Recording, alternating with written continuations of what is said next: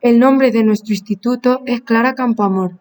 Clara Campoamor fue una escritora, política y abogada española que luchó por los derechos de la mujer, impulsora del sufragio femenino en España.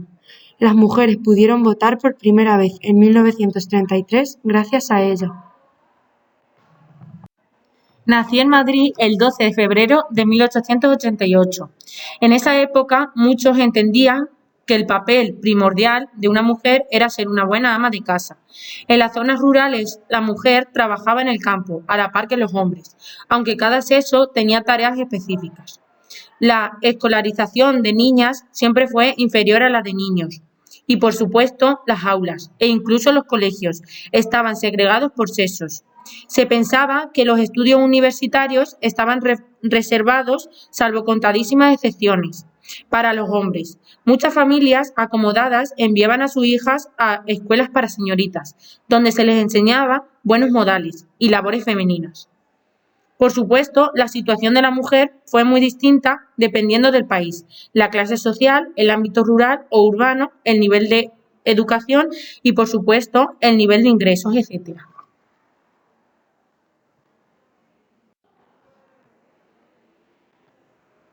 En ese mismo año nació también Ramón Gómez de la Serna, autor de las greguerías que ahora llamamos tweets.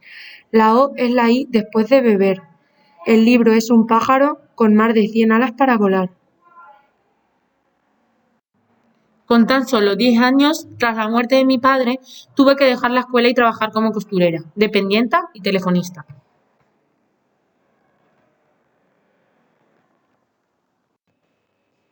Mientras yo trabajaba siendo una niña, nació Federico García Lorca, en Fuentevaqueros, en la Vega del Río Genil, en Granada. Ahí podemos ver una foto suya. En ese tiempo, Benito Pérez Galdós publica Misericordia. En España, en 1900, la tasa de analfabetismo femenino era de 63,7%. En 1917 se inaugura en Madrid la Residencia de Señoritas, dirigida por la pedagoga María de la Huerta. Ese año, 30 mujeres tuvieron acceso a los estudios universitarios.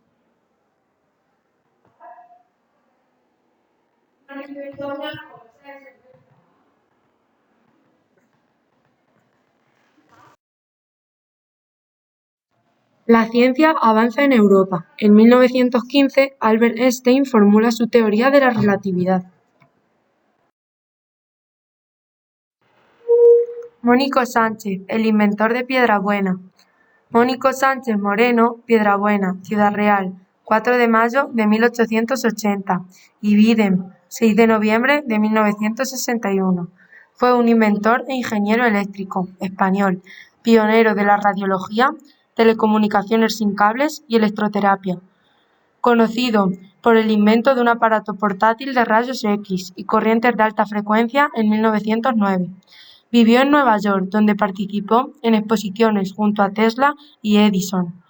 En esta foto podemos ver a Mónico Sánchez a la izquierda explicando el aparato de rayos X portátil.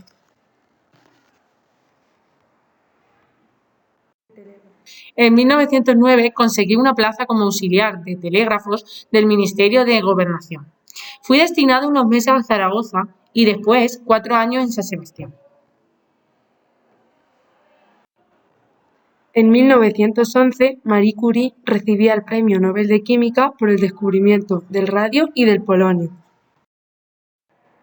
En 1914 regreso a Madrid, tras conseguir una plaza por oposición en el Ministerio de Instrucción Pública, como profesora de taquigrafía y mecanografía. Mientras, en el arte, la abstracción y en general todos los movimientos racionalistas entran en crisis tras la Primera Guerra Mundial, resurgiendo con fuerza lenguajes expresionistas y surrealistas, que retoman las formas y las figuras. Armonía en rojo, de Matisse Fauvismo. Uso de los colores puros. Las señoritas de Aviñón, Pablo Ruiz Picasso, Cubismo.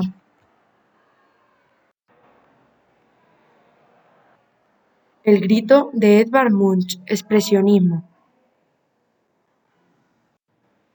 y surge el movimiento abstracto con Kandinsky.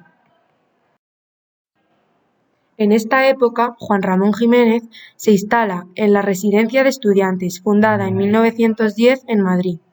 En la residencia imparten conferencias escritores, filósofos, científicos y personas relevantes en el mundo de la cultura, como Ortega y Gasset, Azorín, Unamuno, Emilia Pardo Bazán, Valle Inclán, Gregorio Marañón, Manuel de Falla, etc. En los años posteriores desempeñé varios trabajos. Uno de ellos fue el de secretaria del director del periódico La Tribuna. Gracias a este puesto comencé a interesarme por la política. Se convierte en abogada. Tras estas experiencias, inicié el bachiller en 1920. Una vez terminé, me matriculé en la Universidad Complutense de Madrid para estudiar Derecho. Me gradué en 1924 y en 1925 me inscribí en el Ilustre Colegio de Abogados de Madrid. Durante muchos años trabajé para que no hubiera discriminación de sexos y por el sufragio universal, para que las mujeres pudieran votar. En esta foto me podéis ver en San Sebastián dando un discurso.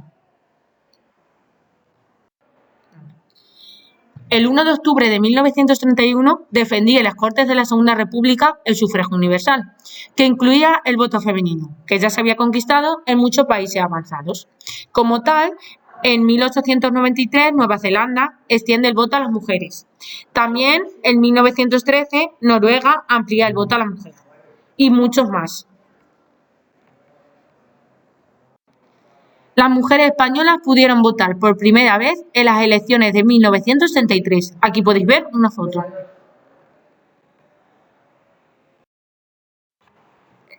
Escritores importantes de habla inglesa en la época en la que Clara Campoamor intervino en las Cortes.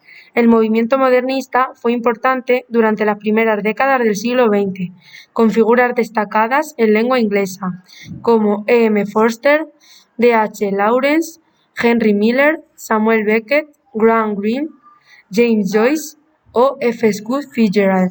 En 1937, J.R.R. Tolkien publica The Hobbit y The Waste es publicado en 1931 por Virginia Woolf. Durante épocas sociales y por ende económicas difíciles como la actual, siempre se ha aumentado el consumo de libros. Esa fue también la situación que encontramos durante los años 30, de la Gran Depresión en Estados Unidos. Pearl S. Buck, por ejemplo, fue una gran escritora de esa época. Gone with the Wind, de Margaret Mitchell, es una novela épica muy famosa publicada entonces. Y por supuesto, el gran John Steinbeck, que realiza retratos de la clase trabajadora a través de relatos crudos relativos a la Gran Depresión, como por ejemplo su gran obra The Grapes of Wrath. Ernest Hemingway, autor destacado de la época, con El viejo y el mar. Scott Fitzgerald, novelista y escritor estadounidense, con obras como El gran Gatsby, El curioso caso de Benjamin Button, etc.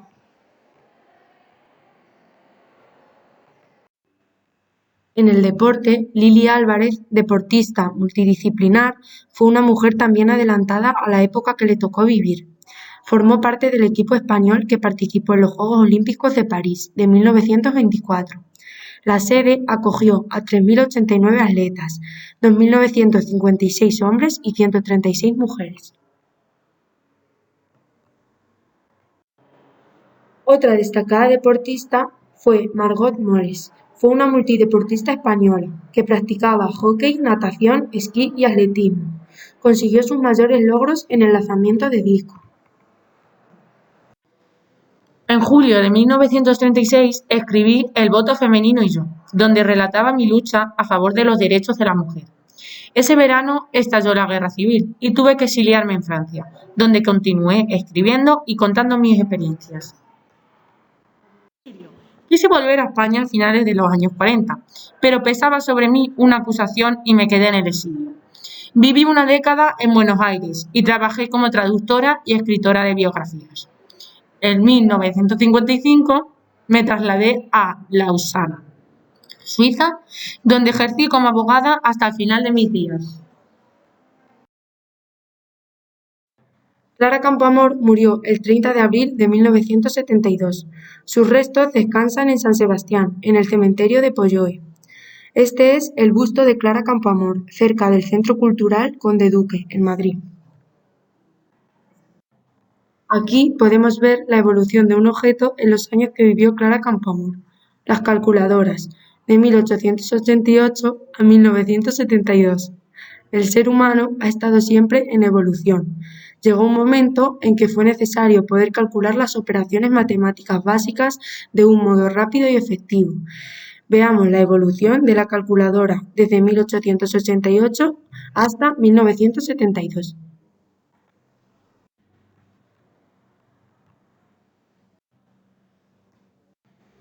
Filósofas coetáneas a Clara Campoamor. Simone de Beauvoir luchó por los derechos de las mujeres. María Zambrano, en 1981, se le otorga el premio Príncipe de Asturias y es nombrada doctora de honoris causa por la Universidad de Málaga. Alumna predilecta de Ortega y Gasset. Vivió en Chile, La Habana, Roma, Grecia, Suiza, etc. Y antes de pasar la frontera, camino de Francia, anduvo por Málaga, Segovia y Madrid. Pero sobre todo, María Zambrano, que vivió de 1904 a 1991, fue una pensadora y autora de libros luminosos como Claros del Bosque. Y en las matemáticas, Ida Phoebe Hudson, de 1881 a 1965. Fue una matemática inglesa que destacó en los trabajos realizados sobre geometría algebraica. María Pastori, de 1895 a 1975, matemática y física italiana, que destacó por sus trabajos en el análisis tensorial y geometría diferencial.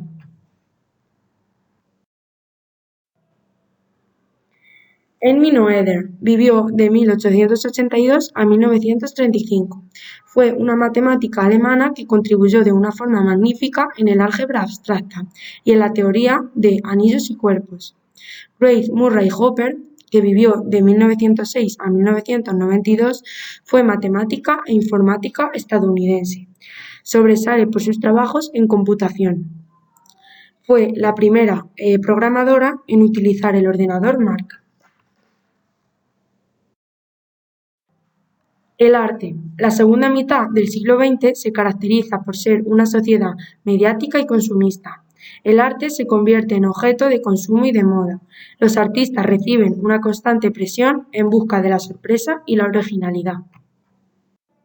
Pierre Mondrian, abstracción geométrica. Joan Miró, surrealismo. Dalí, la persistencia de la memoria. Andy Warhol, arte pop. El arte pop es un movimiento artístico surgido en Reino Unido y Estados Unidos a mediados del siglo XX, inspirado en la estética de la vida cotidiana y los bienes de consumo de la época, tales como anuncios publicitarios, cómics, books, objetos culturales mundanos y del mundo del cine. El arte pop, como la música pop, presenta una forma de ver y tratar el arte, más global y social. No para pocos, estilista, sino para todos, popular. Isaac Albéniz, Enrique Granados, Joaquín Turina, Joaquín Rodrigo y Manuel de Falla. Fueron grandes maestros de la música, y aquí podemos ver ejemplos de sus obras. La libertad se aprende ejerciéndola. Muchas gracias, Clara Campoamor.